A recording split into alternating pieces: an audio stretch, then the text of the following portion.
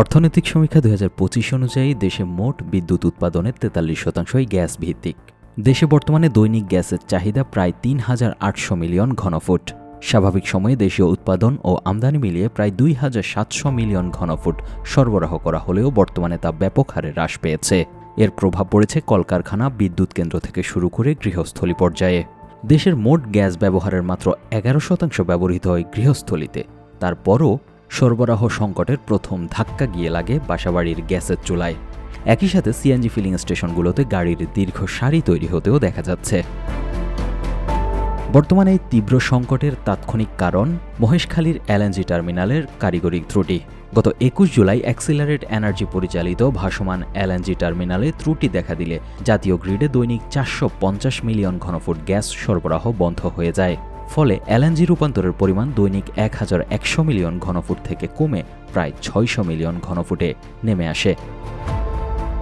Bangla QR যেখানে নগদ payment সেখানে। সারা দেশে ১০ লাখেরও বেশি মার্চেন্টে নগদে পেমেন্ট করুন খুব সহজে। উল্লেখ্য, বর্তমানে দেশের মহেশখালীতে ২টি ভাসমান এলএনজি টার্মিনালের মাধ্যমে আমদানিকৃত তরলীকৃত প্রাকৃতিক গ্যাসকে ব্যবহারযোগ্য করে জাতীয় গ্রিডে সরবরাহ করা হয়। ২টি টার্মিনালের মধ্যে একটি পরিচালনা করে অ্যাক্সিলারেট এনার্জি, অন্যটি রয়েছে সামিট গ্রুপের নিয়ন্ত্রণে।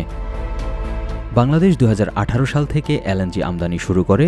প্রধানত কাতার ও ওমান থেকে এলএনজি আমদানি করা হয়। এদিকে জাতীয় উৎপাদন দৈনিক প্রায় ১,৬০০ মিলিয়ন ঘনফুট এবং আমদানি করা এলএনজি থেকে আসে প্রায় ১,১০০ মিলিয়ন ঘনফুট। বিশ্লেষণে দেখা যাচ্ছে, দেশীয় টার্মিনাল বিকল হওয়ার পাশাপাশি আন্তর্জাতিক বাজারের অস্থিরতা দেশের গ্যাস সংকটকে আরও ঘনীভূত করছে।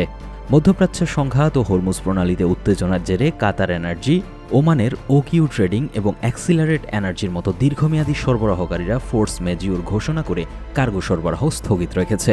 ঘাটতি মেটাতে সরকার স্পট মার্কেট থেকে চড়া দামে এলএনজি কিনতে বাধ্য হচ্ছে। এমত অবস্থায় পরিস্থিতি উত্তরণে সরকার তৃতীয় ভাসমান এলএনজি টার্মিনাল G2G ভিত্তিতে স্থাপনের উদ্যোগ নিচ্ছে বলে জানা যাচ্ছে।